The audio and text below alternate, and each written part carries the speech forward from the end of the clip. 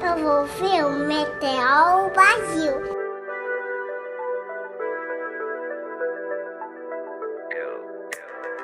O lugar é o Rio de Janeiro, o ano 2096.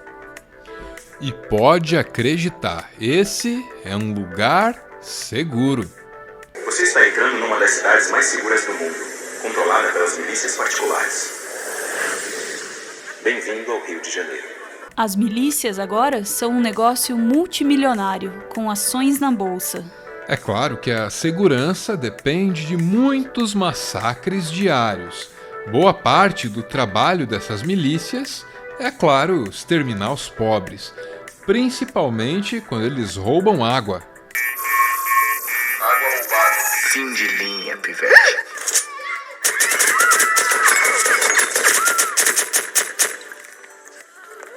Água é importante aqui. Falta água no mundo, mas o Brasil tem água de sobra. E para administrar essa riqueza nacional, surgiu uma mega empresa. As pessoas que a administram, claro, são muito, muito ricas. A água que você gasta aqui deve ser a cota do quê? De umas 5 mil famílias? 30 mil. E isso não te incomoda? Essa moça é a Janaína. Ela faz parte dessa organização chamada Comando Água para Todos. Ela não está aqui de brincadeira. É porque ela está aqui que toda essa desigualdade pode ir por água abaixo.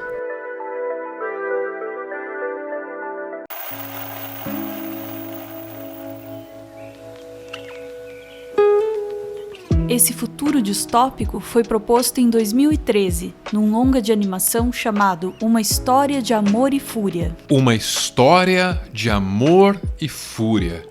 Parte do mérito desse filme é mostrar como o Brasil chegou na distopia que você acabou de ver. Uma História de Amor e Fúria fala do extermínio da nação Tupinambá, que está na gênese do Brasil. E depois de falar da chegada dos europeus nesse território, aí vem a Balaiada, uma revolta no Maranhão que foi duramente sufocada pelo poder central. O massacre dos revoltosos, aliás, esse massacre aí tá na gênese do exército brasileiro. Foi mais condecorado quem mais matou negros e pobres. O coronel Luiz Alves de Lima e Silva foi condecorado com o título de Barão de Caxias. Anos mais tarde, ele foi promovido a Duque de Caxias. Fizeram muitas estátuas para o grande herói pacificador, conhecido como patrono do exército brasileiro.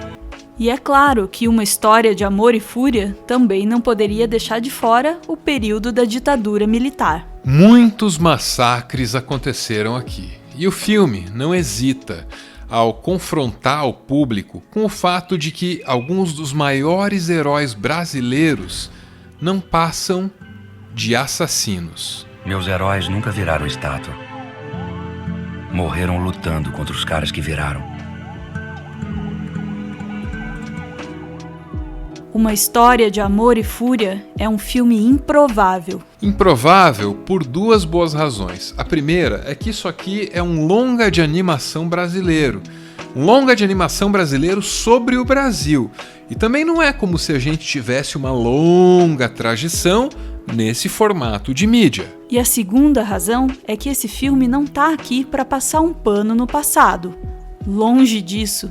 Ele é uma denúncia sobre as nossas origens e um alerta sobre o nosso futuro. É um roteiro duro e que não está disposto a amenizar nada. Mérito de um diretor que não está aberto a negociações. Quem entra no filme, no projeto com a gente, entra para contar essa história.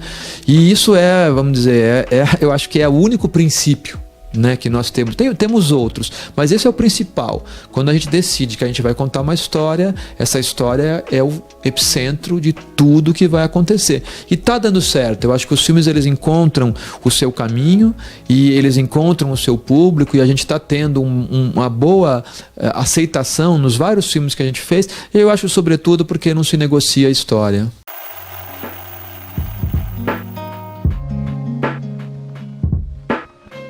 No passado, havia esse grande e notável índio Tupinambá.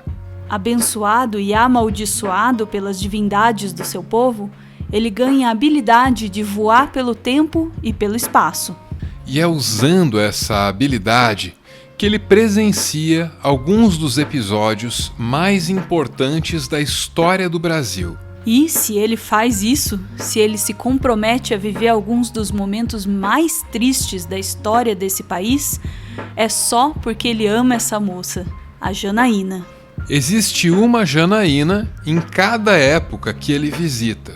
E ele tá lá por ela, ele tá lá pra ela. É o uso desse elemento fantástico que anuncia um romance além do tempo que permite ao filme apresentar uma visão geral da história do Brasil.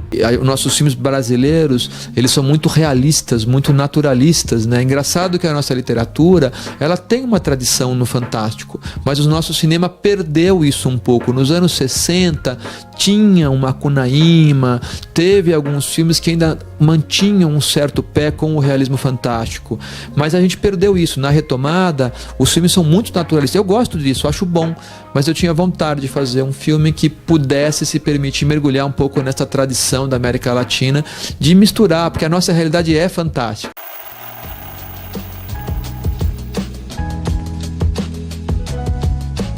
No início do filme, o protagonista e a Janaína vivem o mais puro e o mais lindo dos amores. No segmento seguinte, durante a balaiada, esse amor poderia ser igual ao do passado, mas os soldados interferem. Já durante a ditadura, o amor tá quase perdido, porque a Janaína tá com outro cara, mas dá pra ver que o coração dela tá dividido. E no Brasil de 2096, a Janaína é uma prostituta. Nada disso é por acaso. Tem uma mensagem aqui. A história do Brasil e a história de amor desses personagens são histórias de degradação da própria relação de amor. O amor entre eles vai se estragando até virar uma relação comercial. A sociedade brasileira também vai se estragando até virar escrava das milícias privadas. Porque o fio condutor é o amor desses dois personagens, um amor épico, um amor que atravessa os tempos. E eu acho que isso comunica, chega junto e de qualquer pessoa minimamente sensível, mas ele também convida a uma reflexão, ele convida a um pensamento sobre a nossa história e um pensamento de quem nós somos hoje. Felizmente, essa também é a sua história. E você pode mudar o futuro, mas só se você conhecer o passado. O que a gente vive hoje é resultado do que aconteceu no passado. Viver sem conhecer o passado é viver no escuro.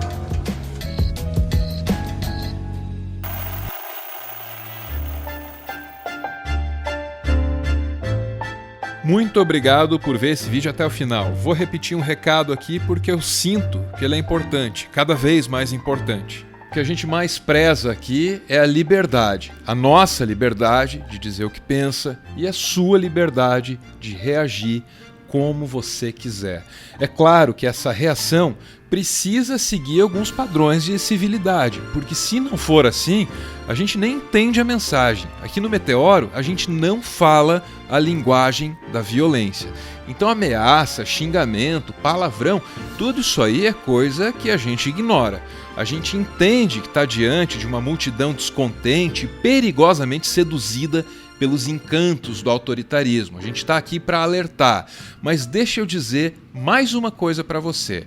Se você pode vir aqui e rejeitar esse conteúdo que a gente faz, se você pode se expressar, é porque a gente ainda tem um fiapinho de democracia. E por esse fiapinho, a gente vive e morre. Isso está acima de qualquer ideologia, está acima de qualquer viés. É uma questão de valores. Liberdade é importante.